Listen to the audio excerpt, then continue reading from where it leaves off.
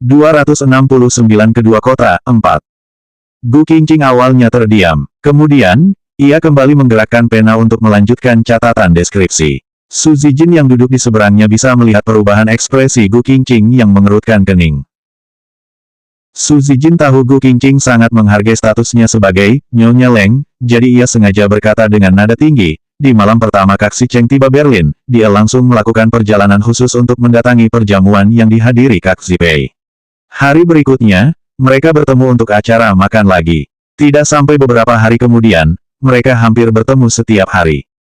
Awalnya Kak Zipei ingin syuting film dengan sutradara Perancis. Tapi, karena proyek iklan grup Leng, Kak Zipei sengaja mengatur jadwal untuk menunda syuting filmnya. Kegiatan lain juga ditolak olehnya. Kak Si Cheng tahu itu, jadi tentu saja dia juga akan berterima kasih atas usaha Kak Zipei. Su Zijin terus berbicara sambil melihat ke arah wanita yang duduk di seberangnya. Gu Qingqing menundukkan kepala, seolah-olah sedang berjuang untuk mencatat deskripsi di buku catatan. Su Zijin tidak tahu apa yang dituliskan oleh Gu Qingqing dan ia juga tidak peduli.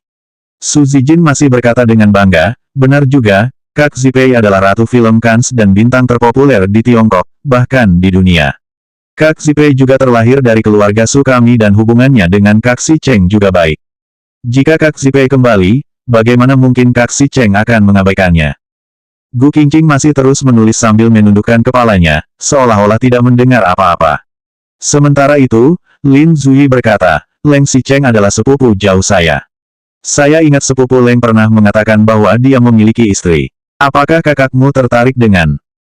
Lin Zui tidak menyelesaikan kalimatnya dan mengatakan kata-kata, menjadi orang ketiga, tetapi semua orang di ruang rapat juga mengerti maksudnya. Memang, Su Zipei memiliki kekuatan karena terlahir dari keluarga yang kaya. Su Zipei juga terkenal sebagai ratu film Cannes dan memiliki penampilan yang sangat cantik. Bagaimanapun, entah seberapa cocoknya Su Zipei dan Leng Si Cheng, tetap tidak bisa menyangkal sebuah fakta, jika sekarang Su Zipei berhasil bersama Leng Si Cheng dan menyingkirkan istrinya, itu berarti Su Zipei akan menjadi orang ketiga secara terang-terangan. Su Zijin langsung menegur Lin Zui dengan marah, Presiden Lin, apa yang sedang Anda katakan? Anda juga tidak melihat identitas kakak Si Cheng. Apakah istrinya itu layak untuknya? Lin Zui tidak berbicara dan hanya menatap Su Zijin dengan tatapan yang juga dimengerti oleh semua orang. Tidak peduli istri Leng Si Cheng itu layak atau tidak, selama Gu Qingqing tidak bercerai dari Leng Si Cheng barang sehari saja, Su Zipei akan menjadi orang ketiga jika ingin merebut pria itu. Su Zijin melihat tatapan penuh gosip dari semua orang dan merasa sedikit marah. Ia juga takut mereka akan gosip secara sembarangan sehingga ia segera berkata, tentu saja banyak orang mengejar-ngejar Kak Zipei.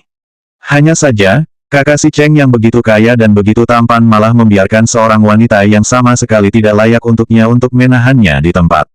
Tapi, bagaimanapun juga, jika kali ini Kak Zipei menandatangani kontrak kerja sama dengan grup Leng, maka aku pasti akan terpilih untuk proyek iklan kali ini.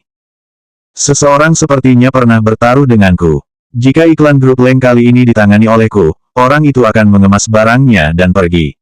Kata Su Zijin sambil memandang ke arah seberangnya dengan ekspresi provokatif.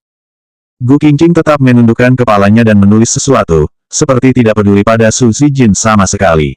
Su Zijin pun mencibir lagi sambil bersenandung, aku akan melihat, sampai kapan kamu bisa tersenyum. Lin Zui berkata lagi, kedua proposal untuk proyek iklan kali ini memiliki kelebihan dan kekuatan masing-masing. Pada akhirnya, kita masih harus melihat keputusan sepupu Leng. Kita hanya perlu melakukan yang terbaik. Nanti akan ada akuntansi yang mengirimkan slip gaji kalian. Rapat dibubarkan. Lin Zui berdiri, melihat Gu Qingqing yang menunduk dan menulis dengan kasar, lalu berkata, Nona Gu, silakan datang ke kantor saya. 270 Kedua kota, 5. Lin Zui mengatakannya sekali, tapi Gu Qingqing masih tetap menundukkan kepala. Gu Qingqing tampak seolah-olah sedang menulis dan menggambar, seakan tidak mendengar Lin Zui. Sebelum rapat dibubarkan, Su Zijin masih melirik Gu Qingqing dengan jijik dan mencibir, apa yang membuatmu berpura-pura? Pura-pura tidak mendengar juga tidak berguna. Kamu juga hanya bisa mengambil gajimu bulan ini. Ketika Kak Si Cheng kembali, kamu hanya bisa menunggu waktu untuk menggulung selimut dan pergi. Bukan hanya pergi dari sini, tapi juga pergi dari sisi Kak Si Cheng, sisi Nizining, dan juga pergi dari sisi kami untuk waktu yang lama.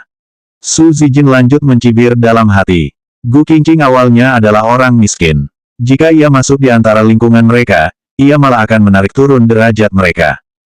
Gu Qingqing masih tidak mendongak. Ia tetap menundukkan kepala dan menulis sesuatu.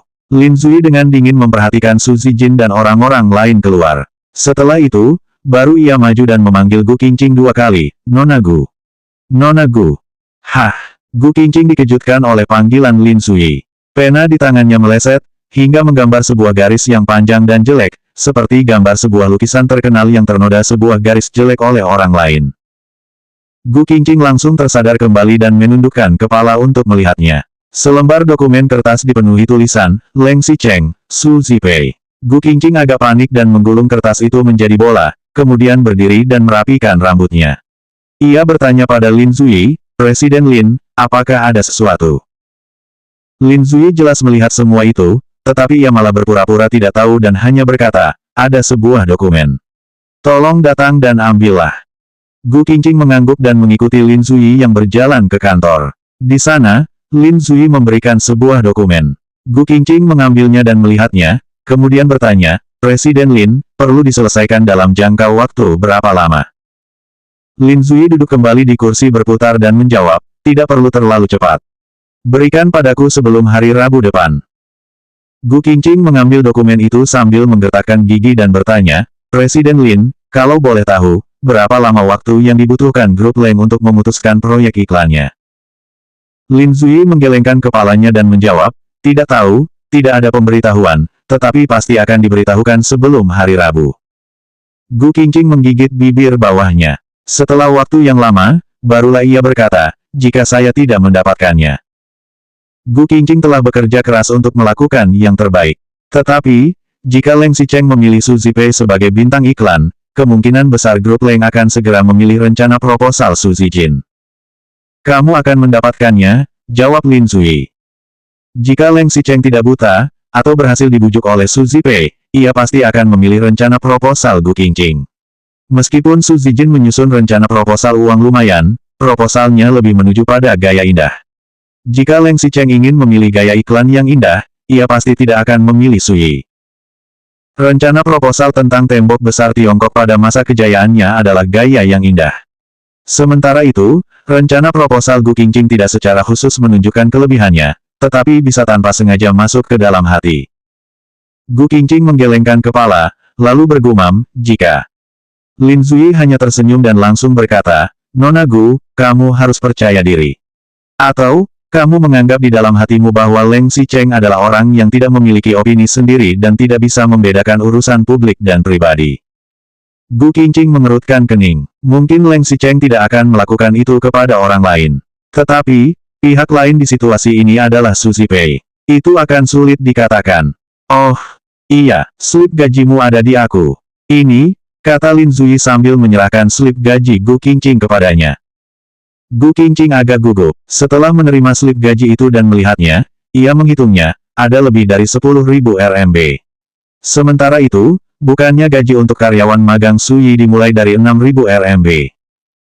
Gu Qingqing terkejut dan langsung bertanya, Presiden Lin, ini, apakah tidak terlalu berlebihan?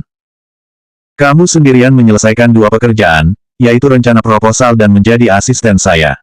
Jumlah uang ini masih kurang banyak, kata Lin Zui sambil tersenyum. Ketika mereka sedang berbincang, ada seseorang yang memanggil dari telepon kantor, Presiden Lin, Ni Zining dari Qinying Daily Chemical telah datang. Selanjutnya bab 271 kedua kota, 6.